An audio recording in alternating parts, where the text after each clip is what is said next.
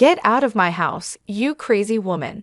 Scott's words keep echoing in my head as I sit on the curb, tears streaming down my face.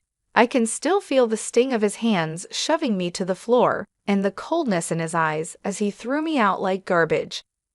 This is how my 61st birthday has turned out, my own son treating me like I'm nothing. It's like I haven't spent my entire life loving him, raising him, and sacrificing for him. Now, because of that awful wife of his, he can't even stand the sight of me. Rachel, even her name makes my blood boil. From the moment Scott brought her home, I knew she was trouble. The way she looked at me, like I was just an obstacle in her path. The way she whispered in Scott's ear, turning him against me little by little.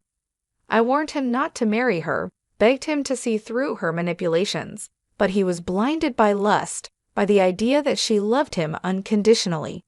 The only thing that woman loves is herself. And now, because of her, I've lost everything: my son, my grandchildren, the family I've dedicated my life to. I've been cast aside like yesterday's trash. As I sit there, wallowing in my misery, a car pulls up beside me. The window rolls down, revealing the concerned face of my best friend, Sabrina. "Damn, what happened? What are you doing out here?" she asks, her voice full of worry. I can barely choke out the words. "Scott, he kicked me out, said I was crazy, and that it was his house now." Sabrina's eyes widen in shock, then narrow in anger. "He did what? On your birthday? Oh, honey, get in the car. You're coming home with me." I climb into the passenger seat, my body numb, as Sabrina drives. She keeps glancing over at me, her brow furrowed.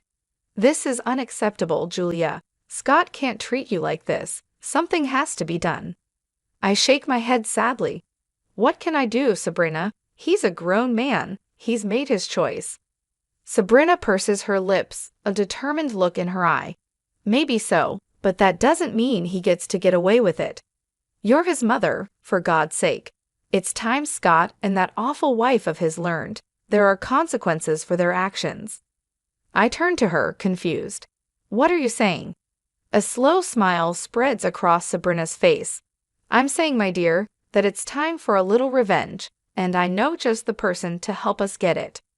As we speed into the night, I feel a flicker of something I haven't felt in a long time. Hope. Hope that maybe, just maybe, I can make Scott and Rachel pay for the pain they've caused. That maybe karma will finally catch up to them. The day started off well enough. It was my birthday, and despite everything that had happened with Scott, I was determined to make the most of it. I spent the morning tidying up the house, putting up a few decorations, and preparing a special dinner. I even bought a cake from the bakery down the street, the one Scott always loved as a kid. Around noon, I called Scott, my heart fluttering with a mix of hope and worry. To my surprise, he actually answered. "Hey, Mom, what's up?" His tone was neutral, guarded. I took a deep breath. "Well, I was wondering if you, Rachel, and the kids would like to come over for dinner tonight. It's my birthday, and I thought it would be nice to spend some time together as a family." There was a long pause. I could hear muffled voices in the background, like he was discussing it with someone. Finally, he spoke. "Yeah, okay, we could do that. What time?" Relief washed over me.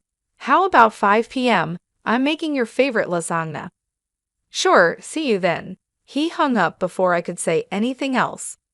The rest of the day passed in a blur of preparation and anticipation. By the time 5 p.m. rolled around, everything was perfect. The lasagna was bubbling in the oven, the table was set, and the cake was proudly displayed on the counter. Right on time, the doorbell rang. I practically ran to answer it, a huge smile on my face. But the moment I opened the door, my heart sank. Scott stood there, a scowl etched on his face. Beside him was Rachel, her lips curled into a sneer. The kids were nowhere to be seen. "Where are the children?" I asked, trying to keep my voice steady. Rachel let out a harsh laugh. "We decided it was best they didn't come. Wouldn't want them exposed to any more of your toxic influence." I felt like I'd been slapped. Toxic influence? What are you talking about? She stepped forward, jabbing a finger at me. Don't play dumb, Julia. We all know what a terrible mother you were. The way you turned Scott against his own father, the constant guilt-tripping and manipulation. It's no wonder he wants nothing to do with you. Tears stung my eyes. I looked to Scott, silently pleading for him to defend me, but he just stood there, arms crossed, saying nothing. That's not true, I managed to choke out. I've always loved and supported Scott. I would never do anything to hurt him. Rachel's eyes flashed with anger. Drop the martyr act. You're nothing but a selfish, vindictive woman who can't accept that Scott has moved on with his life, that he chose me over you. Something inside me snapped. Before I knew it, I lunged forward, ready to slap that smug look off her face. But Scott stepped between us, grabbing my wrist in a painful grip. Don't you dare touch my wife, he growled. You're pathetic, you know that? Coming up with this whole birthday charade, trying to worm your way back in. Well, it's not going to work. We're done with you. With that, he shoved me backward, sending me stumbling. I caught myself on the doorframe, tears now flowing freely down my cheeks. Scott, please, I whispered. I'm your mother. But he just shook his head, his eyes cold. Not anymore. Come on, Rachel. Let's go. I watched helplessly as they turned and walked away, slamming the door behind them. The sound echoed through the empty house, a brutal finality to it. There I stood, alone on my birthday, my heart shattered into a million pieces. I don't know how long I stood there, frozen in the aftermath of Scott and Rachel's cruelty. Minutes, hours, it all blurred together. The pain in my chest was unlike anything I'd ever felt before, a deep, aching void that threatened to swallow me whole. Eventually, I managed to close the door, my hands shaking. I stumbled to the couch, collapsing onto the cushions as sobs racked my body. How could he do this to me? My own son, treating me like I was nothing. I hadn't spent my entire life loving and caring for him. The sound of my phone ringing jolted me out of my despair. I glanced at the screen and saw Sabrina's name. For a moment, I considered ignoring it, not wanting to burden her with my problems. But the thought of facing this alone was too much to bear. I answered, my voice thick with tears. Hello? Julia, what's wrong? Did something happen with Scott? The concern in her voice was my undoing. I broke down, the whole story spilling out between gasps and sobs. Sabrina listened patiently, offering words of comfort and support. That's it, she said firmly when I finished. This has gone too far, Julia. Scott and Rachel can't keep treating you like this. It's time for them to face some consequences. I sniffled, wiping my eyes. What do you mean? I mean it's time for a little payback. They think they can just walk all over you, but they've got another thing coming. You're a strong woman, Julia. It's time to start acting like it. Her words ignited a spark within me, a flicker of anger amidst the pain. She was right. I couldn't just sit here and wallow. I needed to do something to take back control. Okay, I said, my voice steadier now. What did you have in mind? I could practically hear Sabrina's grin through the phone. Meet me at the diner in an hour. I've got someone I want you to meet. Trust me, he's going to be a big help. An hour later, I was sitting across from Sabrina in a booth at the local diner. She had a mischievous glint in her eye as she sipped her coffee. So who is this mystery person? I asked, curiosity getting the better of me. As if on cue, the bell above the door jingled. Sabrina waved at someone behind me. There he is now. I turned, my eyes widening as a tall, broad-shouldered man approached our table. He had a rugged look about him, like someone who had seen his fair share of trouble. Julia, meet my brother James, Sabrina said, gesturing for him to sit. James nodded at me, his gaze assessing. Sabrina filled me in on your situation. I'm sorry to hear about what your son and his wife did. That's rough. I shrugged, trying to appear nonchalant even as the pain twisted in my gut. It is what it is, but Sabrina seems to think you can help. He leaned forward, his elbows on the table. I can. In my line of work, I've learned that everyone has secrets, skeletons in their closet. And from what Sabrina's told me, I'm betting your daughter-in-law has more than a few. A tingle of anticipation ran down my spine. What are you saying? James smiled, slow and dangerous. I'm saying let me dig into Rachel's past. If there's dirt to be found, I'll find it. And once we have that information, well, let's just say karma has a way of coming back around. I sat back, my mind spinning with possibilities. Could this really work? Could I finally make Scott and Rachel pay for what they had done? Looking into James's confident eyes, I made my decision. I'm in. Let's do this. He nodded, satisfied. Excellent. Give me a week. I'll be in touch. As he stood to leave, I felt a renewed sense of purpose and determination. They thought they could break me, but they were wrong. It was time for revenge. The week crawled by, each day feeling like an eternity. I tried to keep myself busy, throwing myself into cleaning the house, running errands, anything to distract from the constant churn of my thoughts. What would James find? Would it be enough to bring Scott and Rachel to their knees? Sabrina checked in on me daily, offering words of encouragement and support. She was the only thing keeping me sane, the only person who truly understood the depth of my pain and anger. Finally, on the 7th day, my phone rang. It was James. Julia, it's me. I've got something.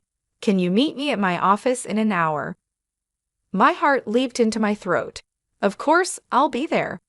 I arrived at James' office with 10 minutes to spare, my nerves jangling. Sabrina was already there, pacing the small waiting area. She gave me a tight hug when I entered. Are you ready for this? She asked, searching my face. I nodded, steeling myself. As ready as I'll ever be. James emerged from his office with a grim expression on his face. Come on in, ladies. We settled into the chairs opposite his desk, the air thick with tension. James opened a manila folder, spreading out a series of documents and photographs. So, I did some digging into Rachel's background, he began, tapping the papers. And let me tell you, this woman is no saint. He slid a document towards me. First off, she has a criminal record. Embezzlement from her previous job. She managed to avoid jail time, but it wasn't pretty. I stared at the paper, a mug shot of Rachel staring back at me. She looked younger, but those cold eyes were unmistakable. But that's not all, James continued, his voice grave. I also found out that she's a person of interest in the death of her ex-boyfriend. Sabrina gasped, and I felt like I'd been punched in the gut. What do you mean? I managed to ask, my voice shaking. James handed me a newspaper clipping. 3 years ago, her ex was found dead under mysterious circumstances. The police suspected foul play but could never prove anything. Rachel was the last person to see him alive. I scanned the article, my eyes catching on phrases like suspicious death and ongoing investigation. My mind reeled, trying to reconcile this information with the woman my son had married. So what does this mean? Sabrina asked, voicing the question I couldn't. James leaned back in his chair, steepling his fingers. It means we have leverage. It means that if this information were to come to light, Rachel's life as she knows it would be over, her reputation, her marriage, everything. A flicker of hope ignited in my chest. So what do we do now? A slow smile spread across James's face. Now we use it. We let Rachel know that we have this information, and if she doesn't want it to go public, she needs to convince Scott to make things right with you. Sabrina nodded, her eyes gleaming. And if she refuses? James shrugged. Then we go to the police. We let them reopen the investigation into her ex's death. One way or another, Rachel will face the consequences of her actions. I sat there, stunned, trying to process it all. Could it really be this simple? Could I really make Rachel pay for what she'd done, for turning Scott against me? Looking at the determination on Sabrina and James's faces, I felt a surge of strength. They believed in me, believed that I deserved justice, and for the first time since that awful birthday, I believed it too. "Let's do it," I said, my voice steady. "Let's make them pay." James grinned, a predatory gleam in his eye. "Excellent. Give me a day to put everything in motion. By this time tomorrow, Rachel won't know what hit her." As we left the office, Sabrina squeezed my hand. "You're doing the right thing, Julia. Don't ever doubt that." I squeezed back, feeling a sense of purpose and righteous anger. They had picked the wrong woman to mess with. It was time for Rachel to learn that lesson the hard way. True to his word, James called me the next day. "It's done," he said, a note of satisfaction in his voice. I sent all the information to Rachel, along with a little message letting her know that if she doesn't want it to go public, she needs to convince Scott to make amends with you. I felt a mix of excitement and nervousness. "Do you think it will work?" "Only one way to find out," James replied. "But trust me, with the dirt we have on her, she'd be crazy not to comply." I hung up, my mind racing. Would Rachel really cave? Would she really force Scott to apologize and make things right? A part of me dared to hope, even as another part whispered that it was too good to be true. Hours passed with no word. I paced my living room, jumping at every sound, convinced it was the doorbell or the phone. But as evening fell, there was still nothing. Just as I was about to give up and go to bed, there was a pounding at the door. My heart in my throat, I'd opened it to find Scott standing there, his face full of anger. "What the hell did you do?" he snarled, pushing past me into the house. I stumbled back, caught off guard. "What are you talking about?" He turned on me, his eyes blazing. "Don't play dumb. Rachel told me everything about the private investigator, about you digging up her past. What, you thought you could blackmail her into making me forgive you?" I stood my ground, lifting my chin. I didn't blackmail anyone.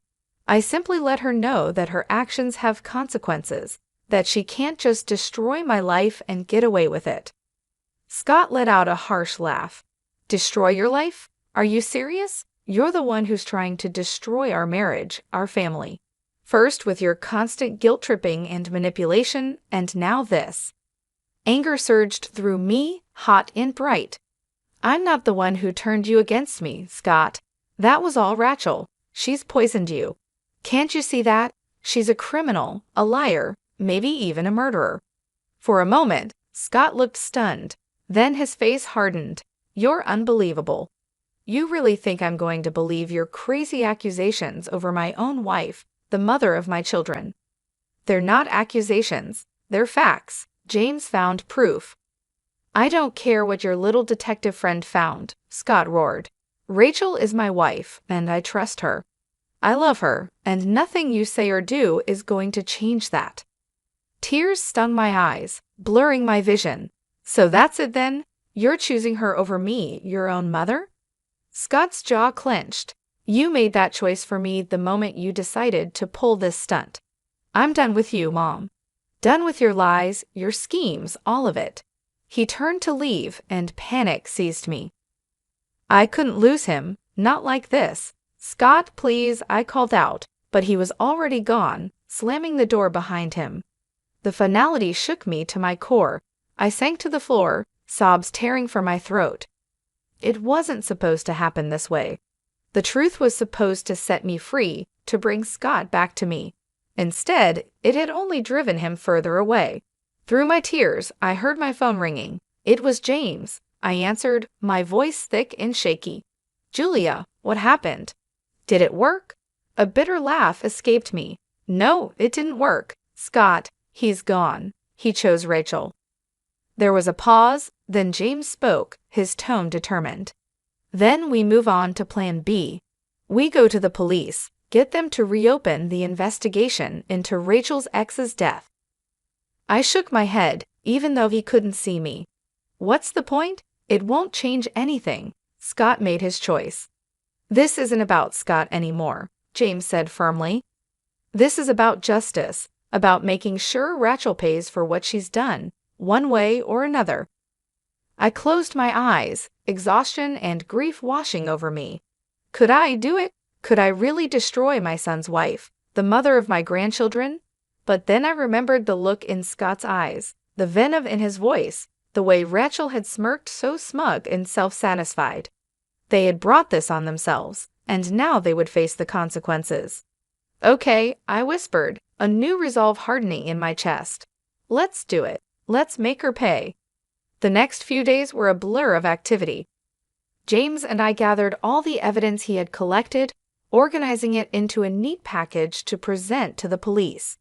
Sabrina was a constant presence, offering support and encouragement when my resolve wavered. Finally, the day arrived. We walked into the police station, heads held high, ready to blow the lid off Rachel's sordid past. The detective listened intently as we laid out our case, his brow furrowing as he examined the documents and photographs. When we finished, he sat back, a grim expression on his face. "This is serious stuff," he said, tapping the file. "If what you're saying is true, we have grounds to reopen the investigation into Miss Michael's ex-boyfriend's death." I felt a surge of vindication. "It is true, every word of it," I affirmed. The detective nodded. "All right then, leave this with me. I'll get the ball rolling." We left the station, a sense of anticipation thrumming through me. It was really happening. Rachel was finally going to face the music.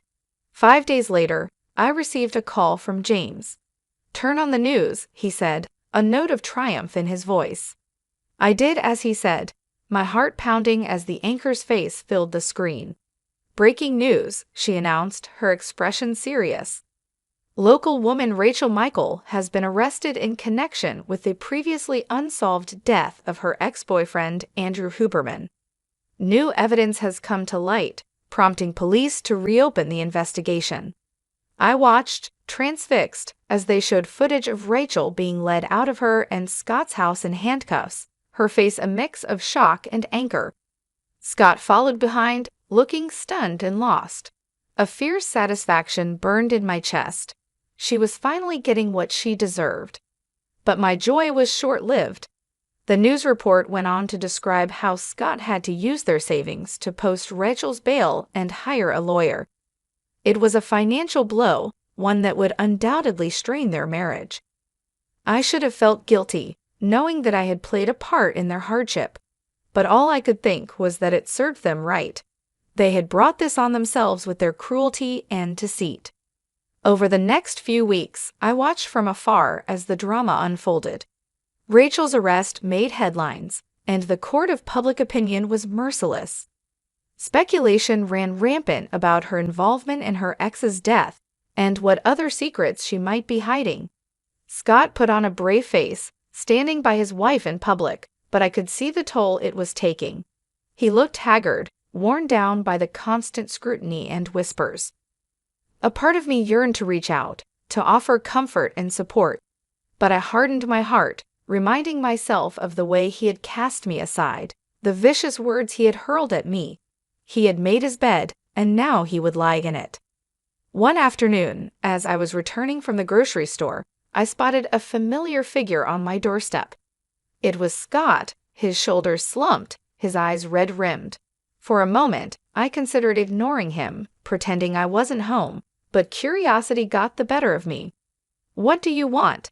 I asked coldly as I approached, my arms laden with bags. Scott looked up, his expression a mix of exhaustion and desperation. "Mom, I need your help." I raised an eyebrow. "Oh, now you need my help. What happened to being done with me and my schemes?" He flinched as if I'd struck him. I know I said some awful things, but this is bigger than that.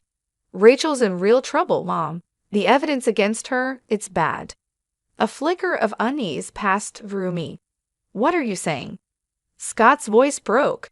"I'm saying I don't know what to do. The lawyer fees are bankrupting us, and if Rachel goes to prison, I can't raise the kids on my own. I need you, Mom, please." I stared at him, torn between the urge to comfort him and the desire to lash out. He looked so broken, so defeated. But then I remembered the pain he had caused, the way he had abandoned me. I straightened my spine, my voice cold. You should have thought of that before you turned your back on me.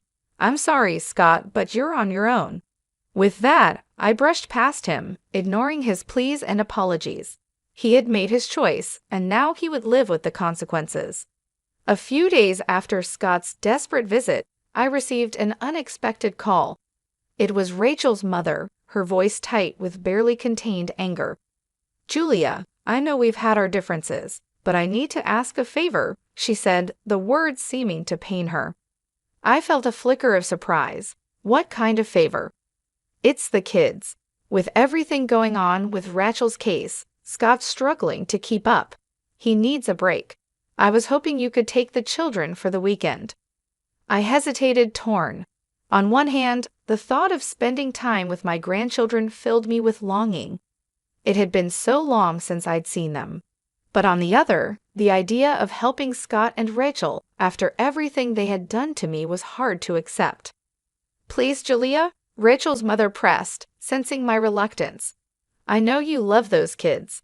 They need some stability right now, and Lord knows they won't get it from Scott or Rachel." I sighed, my resolve crumbling. She was right.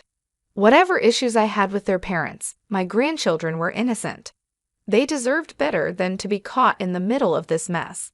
"All right," I agreed. "I'll take them for the weekend, but I'm doing this for them, not for Scott or Rachel." "Of course. Thank you, Julia. I'll let Scott know to drop them off Friday evening." True to her word, Scott arrived on my doorstep that Friday with the kids in tow. He looked even worse than the last time I'd seen him, his face gaunt and shadowed. "Mom," he greeted me, his voice hoarse. "Thank you for doing this. I really appreciate it."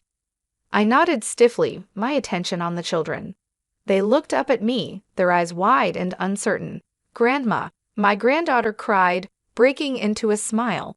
She rushed forward, wrapping her little arms around my waist. I hugged her back, blinking back sudden tears. "Hello, sweetheart. I've missed you." My grandson was more reserved, hovering by Scott's side. I knelt down, opening my arms. "Come here, buddy. It's okay." Slowly, he stepped into my embrace, his small body trembling. My heart ached for him, for both of them. Scott cleared his throat. "I'll pick them up Sunday evening. If anything comes up, just give me a call." I straightened, meeting his gaze coolly. "We'll be fine. Enjoy your weekend."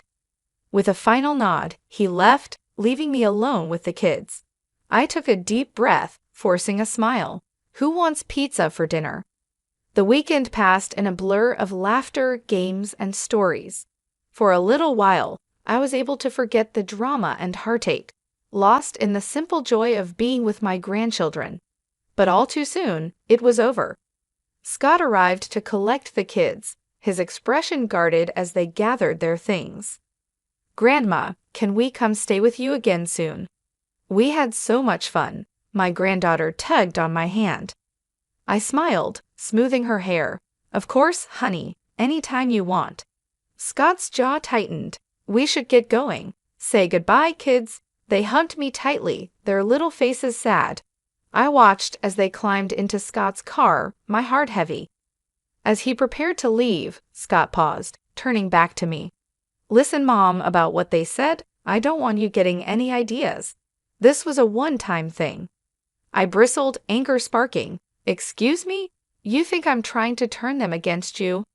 "Wouldn't be the first time," he muttered. I saw red. "How dare you? I have done nothing but love and support those children, which is more than I can say for you and Rachel. You're so wrapped up in your own drama, you can't even see how much they're hurting." Scott's face flushed. "You have no idea what we're going through. No idea the stress, the pressure." "And whose fault is that?" I cut him off. "You chose this, Scott. You chose Rachel and all the chaos that comes with her. Don't you dare put that on me." He stared at me, his eyes hard. "This isn't over, Mom. I won't let you poison my kids against me the way you did with Dad." With that, he got in the car and drove away, leaving me shaking with rage and hurt. I stood there, watching until the car disappeared from view, a cold determination settling over me. If Scott wanted to play hardball, then so be it. I was done playing nice. It was time to end this once and for all. The day of Rachel's trial arrived, cold and gray. I dressed with care, choosing a somber black suit that radiated quiet authority. Sabrina picked me up, her face set with grim determination. "Are you ready for this?" she asked as we drove to the courthouse. I nodded, my jaw tight. "I've been ready for a long time." We met James on the steps, his expression serious. "I've got a surprise for you," he said, leading us inside. I tracked down Andrew Huberman's family. They're here to testify. I felt a surge of gratitude and vindication. With their testimony, Rachel's fate would be sealed. The courtroom was packed, the air thick with tension. I took my seat behind the prosecutor's table, my heart pounding as Rachel was led in, her wrists and ankles shackled. She looked pale and drawn, but her eyes still glittered with malice when they met mine. Scott sat stiffly beside her, his face a mask of conflicting emotions. I looked away, focusing on the judge as he called the court to order. The trial was grueling and emotional. The prosecutor laid out the evidence against Rachel in damning detail, painting a picture of a cruel, calculating woman who would stop at nothing to get what she wanted. But it was the testimony of Andrew Huberman's family that truly sealed her fate. His mother, a frail silver-haired woman, spoke of her son's kind heart, his bright future cut short. His sister wept as she recounted Rachel's controlling, abusive behavior and how she had isolated Andrew from his loved ones. Through it all, Rachel sat stone-faced, her eyes cold and empty. Scott grew more and more agitated, his knee bouncing, his hands clenched into fists. Finally, it was time for the verdict. The jury filed back in, their faces somber. The foreman stood, clearing his throat. In the matter of the state versus Rachel Michael, on the charge of murder in the first degree, we find the defendant guilty. The courtroom erupted in gasps and murmurs. Rachel's face drained of color, her mouth falling open. Scott leaped to his feet, his chair clattering to the floor. "No," he shouted, his voice raw with anguish. "No, this is wrong. She's innocent." The judge banged his gavel, calling for order. "Mr. Michael, control yourself, or I will have you removed from this courtroom." Scott subsided, collapsing back into his seat, his head in his hands. Rachel turned to him, her expression desperate. "Scott, do something. You can't let them do this to me." But Scott wouldn't look at her, his shoulders shaking with silent sobs. The bailiff stepped forward, preparing to lead Rachel away. I watched with a strange mix of emotions swirling within me. Triumph, yes, but also a hollow sort of sadness. It had come to this, my own son broken and humiliated, his love life in ruins. As Rachel was escorted out, she turned back, her eyes locking with mine. In that moment, I saw the depth of her hatred, the venom in her soul. "This isn't over," she hissed, her voice low and deadly. "I'll make you pay for this, I swear it." I met her gaze steadily, unflinching. "You've already paid, Rachel. You made your choices, and now you'll face the consequences. Goodbye." With that, I turned and walked out, my head held high. It was over. Justice had been served. But even as relief washed over me, I couldn't shake the lingering unease. Scott's anguished face haunted me. Had I gone too far? Had my quest for vengeance blinded me to the collateral damage? I shook my head, pushing the doubts aside. No, Scott had made his bed, and now he would lie in it. He had chosen Rachel and turned his back on me. Now he would have to live with the fallout. I stepped out into the cold gray day, drawing my coat tighter around me. It was time to move on, to build a new life for myself. A life without Scott, without Rachel's toxic influence. A life of my own making.